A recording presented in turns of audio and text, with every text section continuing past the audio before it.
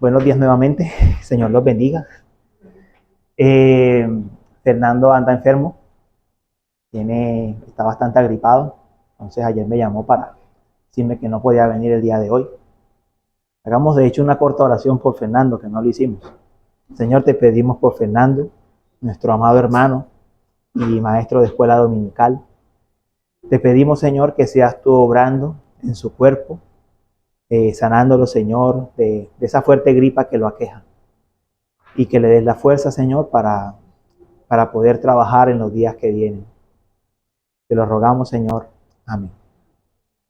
Bueno, hemos terminado los 4 primeros capítulos del libro de Romanos y lo que vamos a hacer hoy es resumir los 4 primeros capítulos.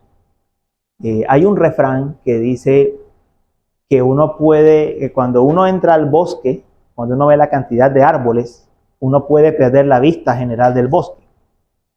Y eso nos puede pasar con este estudio de Romanos. Hemos entrado en detalle por cada versículo, por cada capítulo, y es probable que perdamos el foco de lo que Romanos nos viene enseñando. Entonces, por eso quiero que nos podamos enfocar en recordar los aspectos básicos de lo que hemos visto en estos 4 primeros capítulos. Entonces, voy a empezar diciendo que Romanos, una carta escrita por el apóstol Pablo y dirigida a los creyentes en Roma. Romanos fue dirigida a los creyentes de Roma. Entonces, eso siempre es bueno recordarlo, porque nosotros siempre somos receptores secundarios de la Biblia. Y el receptor primario es a la persona a quien se le dirige el libro. Nosotros somos receptores secundarios. ¿Eso porque es importante? Porque tenemos que conocer un poco el contexto de lo que se viene hablando, de qué motivó o qué originó el libro que estamos leyendo para poderlo entender nosotros hoy. Bueno, ¿cuál es el tema central de Romanos? El tema central de Romanos está en Romanos 1, versículo 16. Y quiero que por favor lo leamos. Romanos 1, verso 16.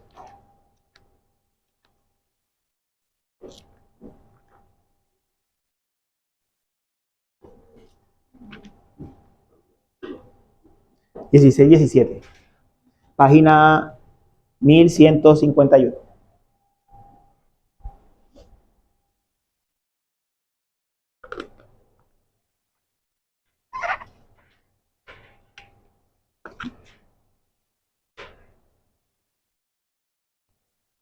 ¿Estamos allí? ¿Quién lo lee, por favor? Porque no me avergüenzo del Evangelio, pues es el poder de Dios para la salvación de todo el que cree, del judío primeramente y también del griego. Porque en el Evangelio la justicia de Dios se revela por fe y para fe, como está escrito, mas el justo por la fe vivirá. Ok, ahí tenemos el tema central de por qué Pablo está escribiendo. Dice, porque no me avergüenzo del Evangelio, pues es el poder de Dios para la salvación. ¿Salvación de quién? ¿De todo el mundo? ¿Qué sigue diciendo? De todo el que cree. De todo el que cree. Del judío primeramente y también del griego. O sea, del judío y del no judío. Porque en el Evangelio, esto es una razón, porque en el Evangelio la justicia de Dios se revela por fe y para fe. Como está escrito, mas el justo por la fe vivirá. Es decir, todo lo que va a explicar Pablo de aquí en adelante es cómo el Evangelio revela la justicia de Dios por fe y para fe. Y en la primera parte de la carta, desde el capítulo 1 hasta la mitad del capítulo 3, él va a explicar cómo la justicia de Dios se ha revelado para condenación del que no cree. Entonces Pablo está haciendo una cosa. Pablo está poniéndonos el tema desde el principio. La justicia de Dios se revela por fe y para fe, por medio del sacrificio de Cristo. Eso lo vamos a ver ahorita que sigamos repasando. Pero la justicia de Dios también se revela a una humanidad caída que está bajo la ira de Dios. Entonces, si tenemos que hablar de un tema o de un atributo de Dios de cual Pablo está haciendo énfasis en esta carta, es la justicia. Justicia. Dios siempre va a ser justo. Dios siempre va a ser justo. Sea condenando al pecador o revelando su justicia en el Evangelio por medio de Cristo. Esta carta, Romanos, es fundamental para entender el tema de cómo el ser humano pecador puede ser justificado delante de Dios. Es crucial para entenderla. Esta y Gálatas. Esta es como la versión expandida, Gálatas es como la versión un poco más corta. Bueno, leamos los versículos 19 y 20 y llenemos nosotros mismos los espacios que están allí. Allí en el capítulo 1.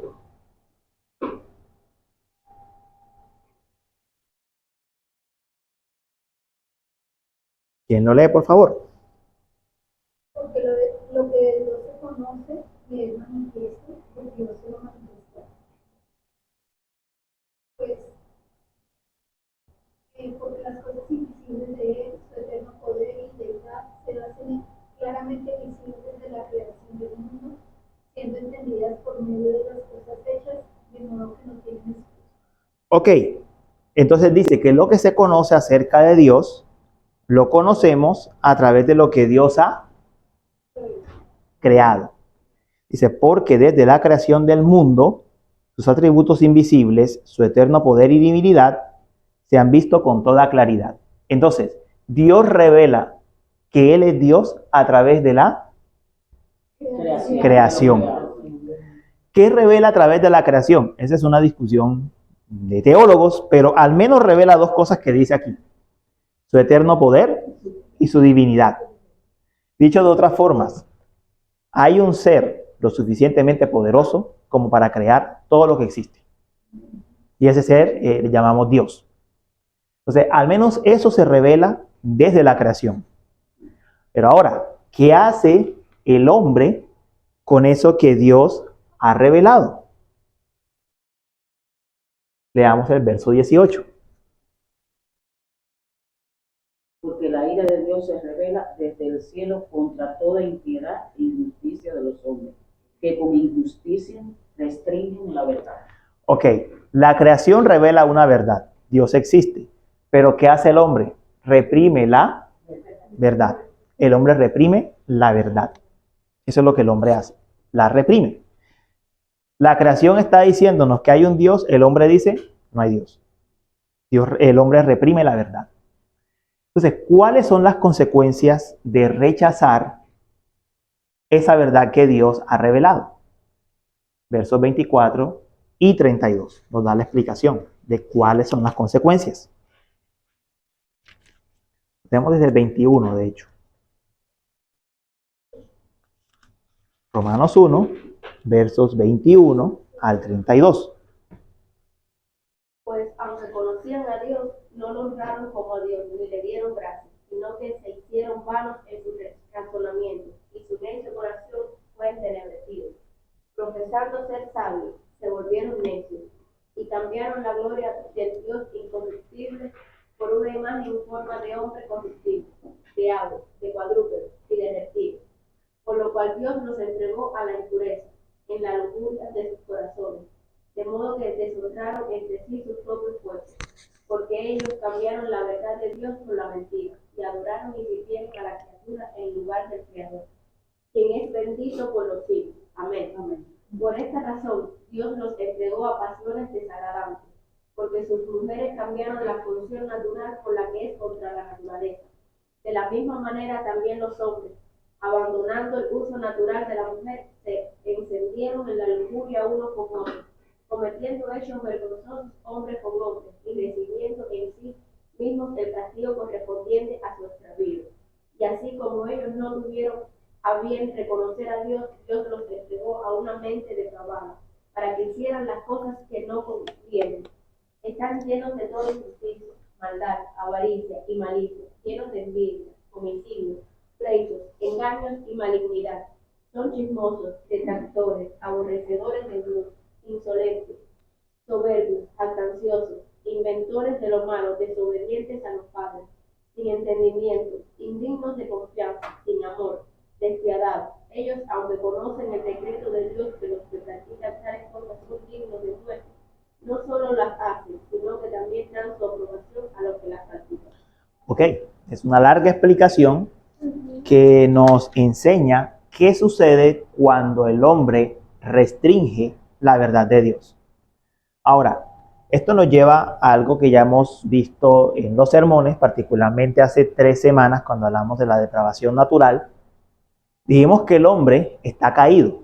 Como está caído, ha perdido esa habilidad natural que tenía cuando Adán de buscar a Dios, de creer en Dios por sí mismo. Entonces, no es que el ser humano esté conscientemente en todo tiempo rechazando a Dios. Eso no es lo que sucede. No es una acción que el ser humano constantemente está diciendo, no hay Dios, no hay Dios, no hay Dios, no hay Dios. Es algo mucho más interno, es algo mucho más profundo. Es casi que es la respuesta natural y automática que el ser humano sin Dios da cuando se le muestra la idea de Dios. ¿Okay? Entonces, el ser humano sin Dios naturalmente hace algo, que es lo que aquí nos dice. Pues aunque conocían a Dios, es decir, ¿conocían por qué? Porque Dios se ha revelado en su creación. Pues aunque conocían a Dios, no le honraron como a Dios ni le dieron gracias. Es decir, no lo adoraron. Entonces, ¿qué sucede? Aquí viene la clave de todo el resto de la explicación. Sino que se hicieron vanos en sus razonamientos y su necio corazón fue entenebrecido. Como el ser humano rechaza a Dios en su condición caída, su razonamiento se entenebrece, se vuelve oscuro.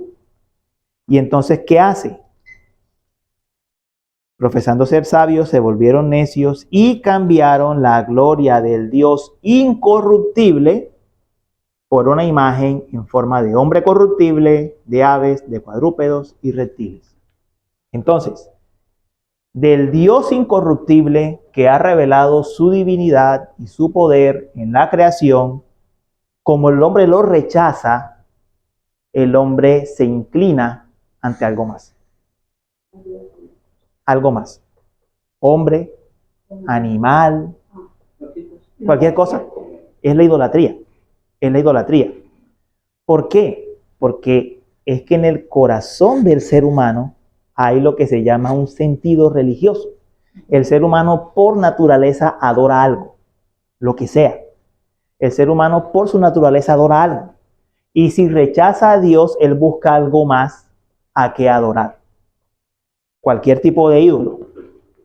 Y entonces, así como la adoración a Dios trae una nueva vida, trae santidad, trae gozo, trae alegría, ¿qué hace la adoración a los ídolos? Sigue diciendo, por lo cual Dios los entregó a la impureza en la lujuria de sus corazones, de modo que deshonraron entre sí sus propios cuerpos, todas las aberraciones sexuales, porque ellos cambiaron la verdad de Dios por la mentira, y adoraron y sirvieron a la criatura en lugar del Creador, quien es bendito por los siglos. Amén. Y nos sigue diciendo mucho más. Nos habla de la homosexualidad, por ejemplo, es algo que toca también aquí. Habla de injusticia, maldad, avaricia, malicia, envidia, homicidios, pleito, engaños y malignidad. Es decir, toda la maldad que nosotros vemos en el mundo, básicamente. Todo eso es lo que está mencionando allí. Entonces, el rechazo a Dios lleva a la corrupción moral y al comportamiento degradante.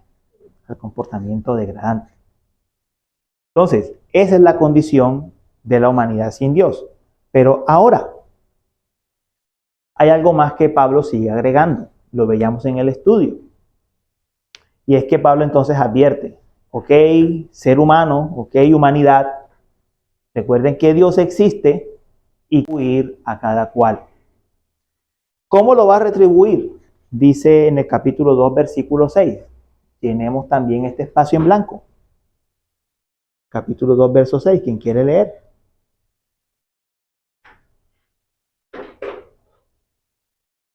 Él pagará a cada uno conforme a sus obras. Él pagará a cada uno conforme a sus obras. Entonces, y explica, a los que por la perseverancia en hacer el bien buscan gloria, honor e inmortalidad, les dará vida eterna. Pero a los que son ambiciosos y no obedecen a la verdad, sino que obedecen a la injusticia, ira e indignación. De Dios hay dos estilos diferentes de vida. Esos dos estilos de vida serán retribuidos. Entonces, en este punto, Pablo nos ha mostrado las consecuencias de la caída y nos ha mostrado que eso tendrá unas consecuencias en el día del juicio. El que no perseveró en buscar a Dios tendrá que enfrentarse con el juez. Pero entonces, aquí viene el punto que Pablo empieza a mostrarnos. Pablo nos dice, ¿cómo juzga Dios que algo es bueno o es malo? Porque Dios tiene una ley. Y su ley nos dice lo bueno y lo malo. La ley de Dios, que es una manifestación de su propio carácter, nos muestra qué es bueno y qué es malo. Pero la ley tiene algo. La ley expone el pecado, pero la ley no puede salvar. La ley no tiene la capacidad de salvar. Como dicen los versículos 12 y 13. Pues todos los que han pecado sin la ley también perecerán. Y todos los que han pecado bajo la ley, por la ley serán juzgados. Porque no son los oidores de la ley los justos ante Dios, sino los que cumplen la ley. Esos serán justificados. Ok, aquí Pablo nos dice, hay personas que nacieron bajo la ley, en este caso los judíos que nacieron bajo la ley, hay personas que no nacieron bajo la ley. En ambos casos, ambos tipos de personas van a ser juzgados por la ley de Dios. Ambos. Porque es que, ya lo vimos al principio, es que la creación le revela a toda la humanidad que Dios existe. La ley moral. Y ahora vamos para allá. Entonces, sea que la persona haya nacido bajo la ley, judío, o que no haya nacido bajo la ley, va a ser juzgado por la ley de Dios. ¿Por qué? Ahí viene el punto que está tocando Elizabeth. Porque nosotros tenemos un testigo interno de lo que es bueno y es malo. Versos 14 y 15. ¿Quién lo quiere leer? Porque cuando los gentiles que no tienen la ley cumplen por instinto los dictados de la ley, ellos, no teniendo la ley, son una ley para sí mismos, porque muestran la obra de la ley escrita en sus corazones, su conciencia dando testimonio y sus pensamientos acusándolos, unas veces y otras defendiéndolos. Entonces, ¿qué va aquí en este espacio en blanco? ¿Cuál es el testigo interno? La conciencia. La conciencia. La conciencia. La conciencia, mire lo que dicen. Porque muestran la obra de la ley escrita en sus corazones, su conciencia, dando testimonio. Entonces, ¿cuál es el testigo interno que tiene todo ser humano? La conciencia. De niño, usted va al colegio, sin la tarea, se sienta, la profesora le pregunta y usted tiene preparada una mentira. La típica mentira de mi tarea se la comió el perro. Es que desde chiquitico Desde chiquitico. uno sabe que hace algo mal y lo quiere comer. Entonces, usted prepara la mentira, bien preparada, pero usted está muerto de miedo. Porque usted sabe que usted no tiene un perro. El niño sabe que no tiene perro. Y el niño sabe que no fue que un perro se comió la tarea, es que no la hizo. ¿Por qué pasa eso? Porque tenemos conciencia. Dios nos hizo con conciencia de lo bueno y de lo malo. Esta conciencia también es educable. Y la conciencia es educable. Sí. La conciencia tiene algo. La conciencia es educable o la conciencia se apaga. Es lo otro. Dice La palabra de Dios, que la conciencia se cauteriza. Cuando la persona se acostumbra tanto al pecado, la conciencia se cauteriza y lo normaliza. Pero al mismo tiempo, la conciencia es educable. La palabra de Dios hace eso, de hecho. Nos educa nuestra conciencia y nos ayuda a ser ejercitados. Quiere decir que cuando uno acepta a Cristo, el testigo del Espíritu Santo viene a nuestra conciencia. Y la alimenta con la palabra. Por eso cuando uno ya va a pecar, ya hay alguien que te dice, oye, Eso no está bien. y si pecas, te va a decir, no, sí, no lo hiciste bien. No. De hecho, hay veces que pecamos sin darnos cuenta, ¿ves? Y después viene la conciencia y dice, oye, dice hermano, se llama reflexión. Exactamente. Entonces, de hecho, el Espíritu Santo, lo que acaba de decir, hermano, muy valioso. El Espíritu Santo tiene un amigo interno, la conciencia, que está allí para decirnos lo bueno y lo malo. Entonces, aquí vemos, Dios va a hacer un juicio imparcial porque la ley ha sido revelada. Dios ha revelado su ley y la ha revelado a todos. ¿En dónde? En este testigo interno que tenemos, que es la conciencia. Entonces, en el capítulo 3, Pablo nos explica, nos da la conclusión de todo lo que viene diciendo. Ya nos dijo, el judío y el no judío van a ser juzgados por la ley, porque la ley de Dios es universal. De hecho, dice un poco después, porque el mismo judío cumple perfectamente la ley. En conclusión, Pablo nos lleva al punto de todos los seres humanos hemos pecado, judíos y no judíos. Y eso tiene una consecuencia. Eso tiene una consecuencia que está en el versículo. Está en el versículo 23. Perdón, no es 20, es 23. En el versículo 23, donde dice, todos han pecado y no alcanzan. Lea el versículo 23 a alguien para que llenemos el espacio en blanco. Por cuanto todos pecaron y están destituidos de la gloria de Dios. Ok, en esta versión dice, por cuanto todos pecaron y no alcanzan la gloria de Dios.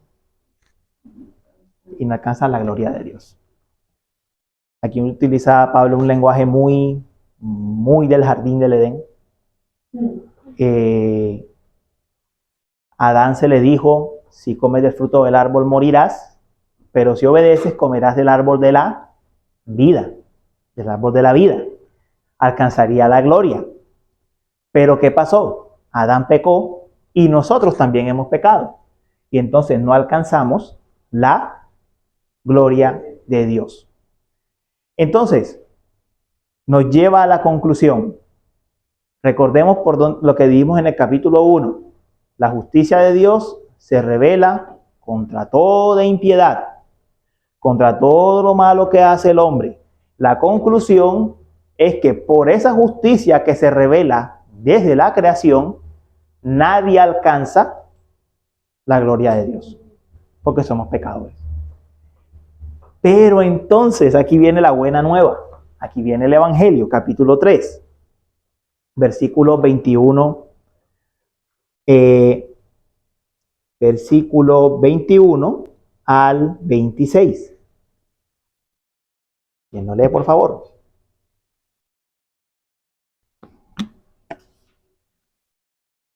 Pero ahora, aparte de la ley, la justicia de Dios ha sido manifestada, confirmada por la ley y los profetas.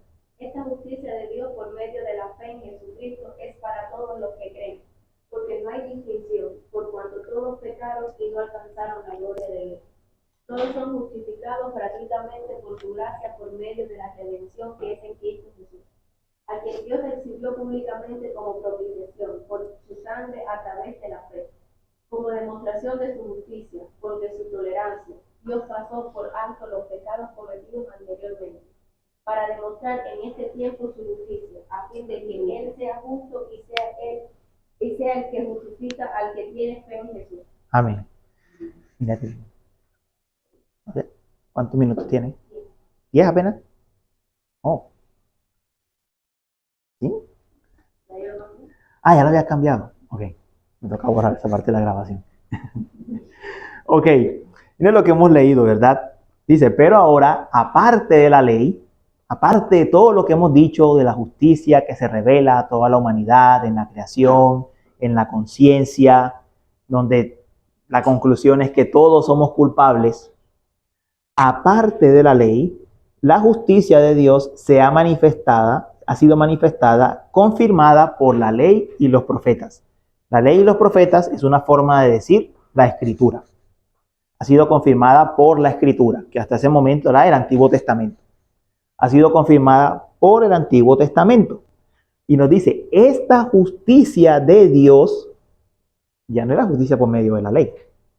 Ya no es la justicia de la creación que Dios revela en su creación.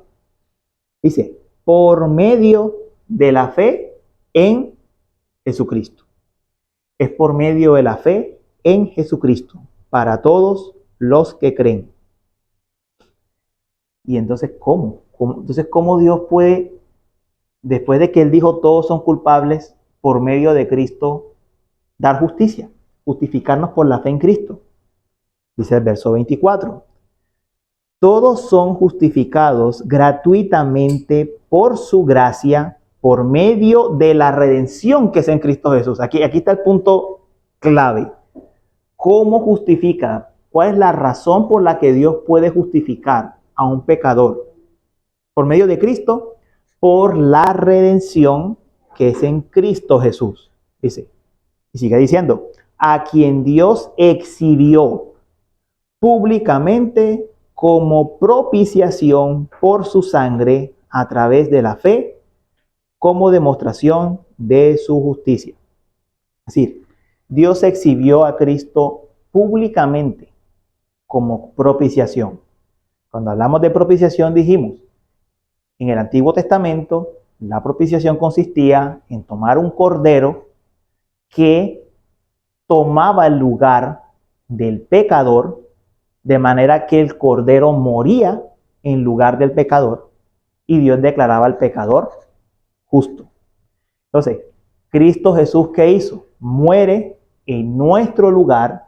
Él lleva la culpa de nuestros pecados, de manera que la justicia que Dios demandaba de nosotros, ¿quién la cumple? ¿Quién la llevó? ¿Quién fue juzgado? Jesús fue juzgado. Jesús fue juzgado. Y entonces, Jesús fue juzgado.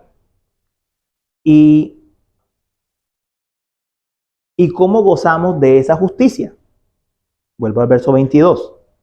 Esta justicia de Dios por medio de la fe en Jesucristo. Es para todos los que creen. Entonces, si tuviésemos que llenar aquí el espacio, la justicia de Dios, ahora por la fe, se revela a través de Jesucristo. De Jesucristo. A través de Jesucristo se revela esta justicia. Él muere en nuestro lugar y lo que pide de nosotros es que creamos en Él para ser salvados. Entonces, ¿cuál es el único medio? Esto nos lleva a otro punto de la carta. ¿Cuál es el único medio para gozar de esa justicia? Verso 28. ¿Quién la lee? Capítulo 3, 28. Porque concluimos que el hombre es justificado por la fe, aparte de las obras de la ley. Ok. La fe es el único medio de ser ¿qué? Justificado. Es el único medio, no las obras de la ley. ¿Por qué? Porque por las obras de la ley, dice la palabra, nadie será justificado. Ya vimos por qué. Porque todos hemos pecado y no alcanzamos la gloria de Dios. Y el único que pagó perfectamente, o que pudo y que pagó perfectamente por nuestra culpa, fue Jesús. No hay otro que pueda dar un pago perfecto. Voy a tocar un poco el tema del infierno. Sí, porque nos ayuda a entender el valor del sacrificio de Cristo. Cuando una persona muere sin Cristo, iría al infierno por toda la eternidad. ¿Por qué iría por toda la eternidad? Porque es que nunca sería suficiente para pagar la justicia de Dios. Jamás sería suficiente. Entonces, con eso quiero que vean el valor que tiene la cruz. Porque Cristo, siendo Dios, es el único que le podía dar a Dios el Padre, el pago perfecto por nuestros pecados. Y Cristo, siendo hombre sin pecado, perfecto, era el único capacitado para hacer el sacrificio santo y sin mancha por nosotros. Por eso no le podemos añadir nada. Y lo único que nos queda es creer en el sacrificio del Señor. La fe es el único medio de ser justificado. Esto nos lleva a los últimos puntos del capítulo 3. Esto los voy a pasar un poco más rápidamente. El primero, que lo dice el verso 27, es que si la justificación es por la fe en Cristo, excluye cualquier tipo de jactancia humana. Es decir, yo no puedo agregar algo, no puedo creerme más que Dios, porque en cambio yo estoy recibiendo de Dios. Lo segundo es que la justificación por la fe derriba cualquier barrera entre judío y no judío. ¿Por qué? Porque es que todos estamos igualmente necesitados de Cristo. La fe no anula la ley, sino que la confirma, dice el verso 31. La fe no anula la ley, sino que la confirma. ¿Por qué?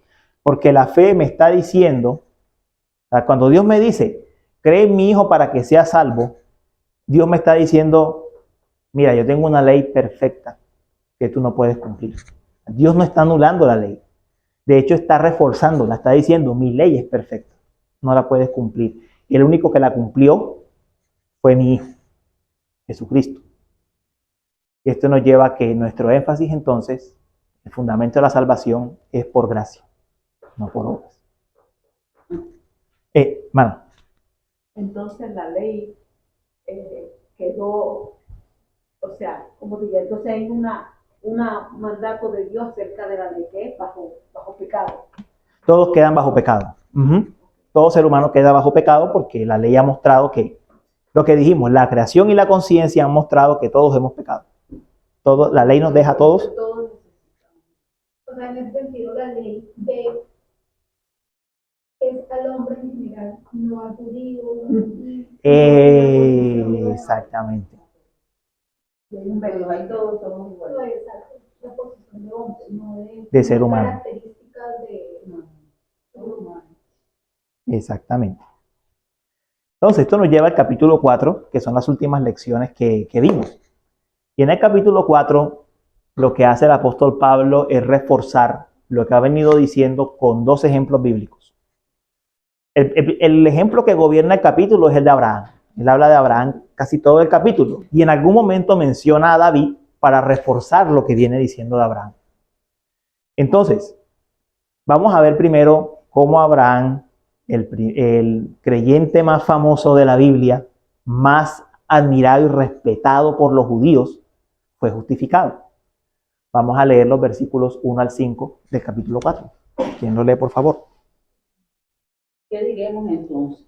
¿Qué halló Abraham nuestro padre según la carne? Porque si Abraham fue justificado por las obras, tiene de qué jactarse, pero no para con Dios. Porque dice la Escritura, y creyó Abraham a Dios y le fue contado por justicia.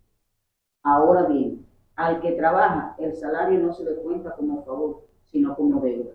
Pero al que no trabaja, pero cree en aquel que justifica al impío, su fe se le cuenta por justicia.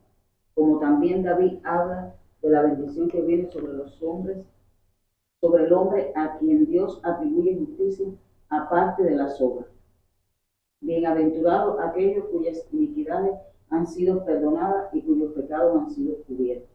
Bienaventurado el hombre cuyo pecado el Señor no tomará en cuenta. Ok, hasta ahí. Gracias, hermana. Miren lo que dice.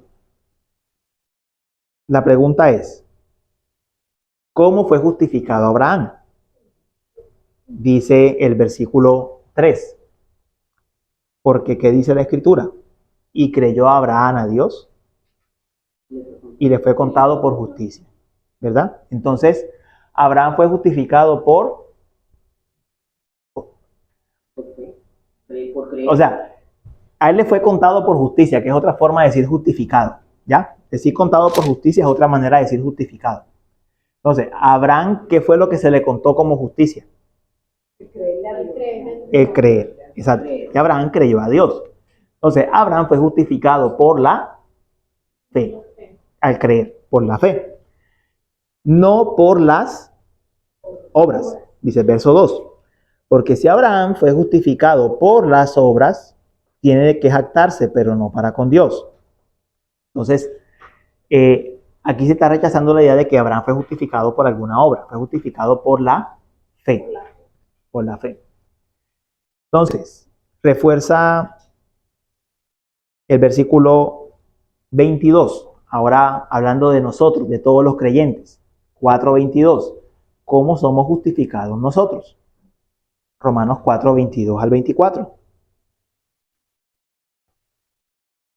Por lo cual también fue contada por justicia, y no solamente con respecto a él, describió que la fue contada, sino también con respecto a nosotros, a quienes ha de ser contada. Esto es, a los que creemos en el que levantó de los muertos a Jesús, Señor. Ok. Nos dice que Abraham, su fe le fue contada por justicia, pero agrega enseguida, y no fue escrito esto solamente por él, sino por todos nosotros. Sino por todos nosotros. Dice, y no solo por él fue escrito que le fue contada, sino también por nosotros a quienes será contada. Como los que creen en aquel que levantó de los muertos a Jesús, nuestro Señor. Entonces, todo aquel que cree en la obra de Cristo, que Cristo murió y fue resucitado, su fe le es contada por justicia, de la misma manera que Abraham. Entonces, ¿cómo recibió Abraham la promesa? Abraham recibió la promesa de que sería padre de multitudes de gentes, de que en él serían benditas las familias de la tierra. Él recibió la promesa por la fe, no por las obras de la ley. Es por la fe y no por las obras de la ley que Abraham recibió esa promesa. Y, por supuesto, él la creyó y por eso le fue contada por justicia. Entonces, ¿qué hace Dios? Dios cuenta la justicia de Cristo al creyente por la fe. ¿Cómo ocurre eso? Aquí leímos un versículo en la clase, en Corintios, un solo versículo que lo explica muy bien, que está en 2 de Corintios, capítulo 5, verso 21, para explicar un poco cómo es que ocurre eso. ¿Cómo es que ocurre eso? 2 de Corintios 5, 21. Porque no conoció pecado, por nosotros lo hizo pecado, para que nosotros fuésemos hechos justicia de Dios en él. 1197, ajá. 1197. 5:21. Página 1197.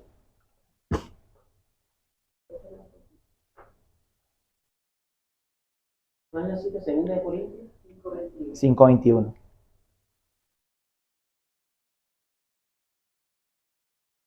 ¿Ya? ¿Tenemos todos?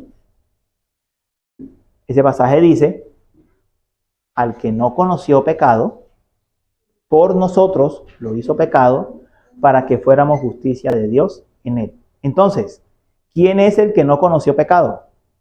Cristo, que no pecó. Dice que Dios lo hizo pecado, lo hizo en la cruz del madero, en la cruz del Calvario, lo hizo pecado por nosotros, cargó nuestra culpa sobre él. El que no conoció pecado por nosotros lo hizo pecado para que la justicia de Dios, o sea, hay un intercambio. Nuestros pecados son juzgados en Cristo, imputados a Cristo, para que entonces la justicia de Cristo sea ¿qué? Imputada a nosotros. Hay un intercambio. Hay un intercambio. Nuestros pecados son imputados a Cristo, Él paga por ellos en la cruz, de manera que entonces nosotros recibimos la justicia de Cristo. Nosotros recibimos la justicia de Cristo al venir a la fe en Él. Ocurre ese maravilloso intercambio. Hay una canción preciosa que se llama Glorioso Intercambio, de Sovereign Grace. Muy bonita canción, que habla precisamente sobre eso. Ocurre ese maravilloso intercambio por nosotros.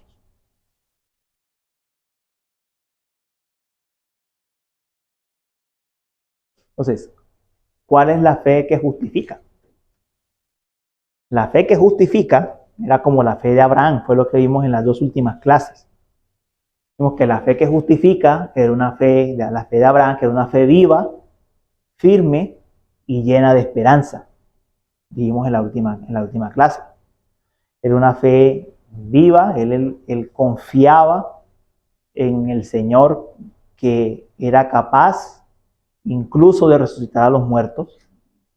Vimos que era una fe firme, que estaba anclada en la promesa de Dios, y que era una fe llena de esperanza. Él presagiaba, él veía ese futuro por medio de la fe, ese futuro que Dios le estaba prometiendo. Millones de descendientes, como las estrellas en los cielos, la ciudad celestial que leímos en Hebreos 11. Él presagiaba esa esperanza, la veía por la fe. Y esta es la misma fe que Dios le ha otorgado a todos los creyentes. Es la misma fe que nos ha sido otorgada a nosotros. Una fe que no solo sirve para el momento presente que estamos viviendo, no solo para salir de un problema, sino que también mira más allá a la obra de Cristo en la cruz y que mira a una eternidad con Dios. Esa era la fe de Abraham y es la misma fe que Dios nos ha dado a nosotros.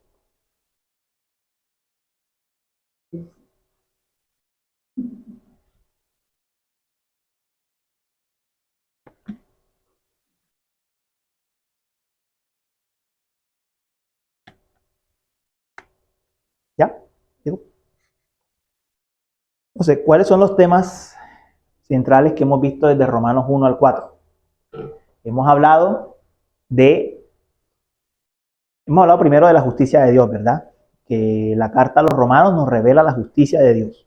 Nos la revela de dos formas. O Dios es justo juzgando a todos los seres humanos que tienen el testimonio de la creación, de que Dios existe, y un testigo interno que es la conciencia que nos dice lo bueno y lo malo. O Dios es justo al salvarnos por medio de la fe en Jesucristo. Hemos visto en todo este desarrollo, en la segunda parte de Romanos 1, hemos visto que la realidad del pecado en la humanidad. Pero hemos visto también desde la segunda parte del capítulo 3 la justificación por la fe. Hemos hablado de la gracia de Dios. Él nos salva por gracia, no por las obras.